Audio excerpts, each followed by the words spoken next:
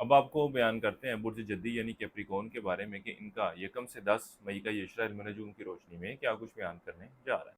وہ افراد جو 22 دسمبر سے 19 جنوری کے وقت کے دوران پیدا ہوئے ہیں وہ برج جدی کے تحت آتے ہیں۔ اس کے علاوہ وہ افراد جن کو اپنے درست طریقے پیدائش معلوم نہیں ہے مگر ان کے نام کا پہلا حرف جیم، خ، گاف ان میں سے کوئی ایک حرف ہے تو وہ افراد بھی برج جدی یعنی کیپریکون کے تحت آتے ہیں۔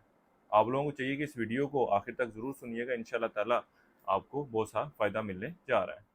وہ برج جدی والے افراد جو روزگار کی تلاش میں ہیں، اس اشرے کا یہ وقت ان کے لیے خاصی اہمیت کا حامل ہے کیونکہ اس اشرے کے وقت کے دوران کی کوششوں میں آپ لوگوں کو کامیابی ملنے جا رہی ہے۔ اس کے علاوہ وہ افراد جو تبدیلی نوکری کی خواہش رکھتے ہیں، یہ وقت ان کے لیے بھی انتہائی اہمیت کا حامل ہے۔ ان لوگوں کو چاہیے کہ اس وقت کو ضائع مت ہونے دیں۔ اس کے ساتھ ہی ساتھ یہ وقت ایسی صورتحال کی بھی نشاندہی کر رہا ہے کہ جب اللہ کے فضل و کرم سے آپ لوگوں کو ایک اچھی اور بہتر صحت سے واسطہ رہے گا۔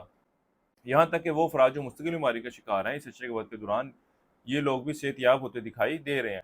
ازواجی معاملات کے حوالے سے بات کی جائے تو اللہ کے فضل و کرم سے اس اشرے کے وقت کے دوران آپسی معاملات میں بہتری آتی ہوئی دکھائی دے رہی ہے، یہاں تک کہ وہ افراد جن میں بات علیحدگی تک بڑھ رہی ہے، ان لوگوں کو بھی چاہیے کہ اس حوالے سے بات چیت کریں، معاملات کو سیٹل کرنے کی کوشش کریں، انشاءاللہ تعالی مثمر نتائج ملنے جا رہے ہیں۔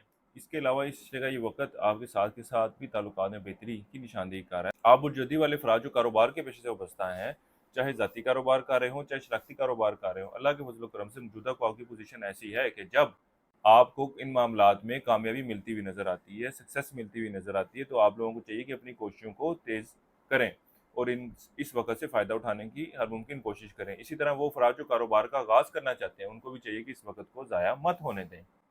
سچرے کا یہ وقت آپ کے والدین سے بھی ملاقات کی نشاندہی کر رہا ہے۔ وہ افراد جو عشق و محبت کے معاملات سے وابستہ ہیں، اس سچرے کا یہ وقت ان کے آپسی تعلقات میں خرابی کی نشاندہی کر رہا ہے، بات ناراضگی سے زیادہ بڑھتی ہوئی نظر آ رہی ہے۔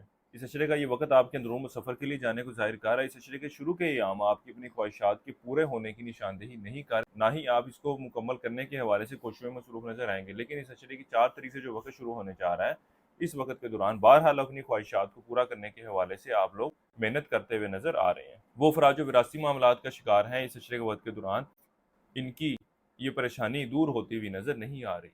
اس اشرے کا یہ وقت آپ کے شریک حیات کی وجہ سے بھی آپ کے اخراجات میں اضافہ ظاہر کر رہا ہے۔ وہ افراد جو بیرون ملک جانے کی خواہش رکھتے ہیں، ان کو چاہیے کہ اس وقت کے دوران بیرون ملک جانے کے حوالے سے، بیرون ملک اپلائی کرنے کے حوالے سے اتنی کوئی مثبت صورتحال نہیں ہے۔ ان دنوں میں اگر آپ کوشش کرتے بھی ہیں تو کامیابی ملتی ہوئی نظر نہیں آتی۔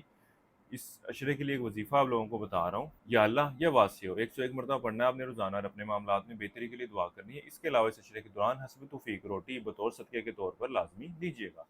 آپ برجدی والے افراد زندگی کسی معاملے کے حوالے سے ذاتی مشاورت چاہتے ہوں تو ہمارے اسکرین پر دیے گئے نمبر پر رابطہ کر سکتے ہیں۔ برج جدی والوں کے لیے اب تک اتنا ہی۔ اللہ حافظ۔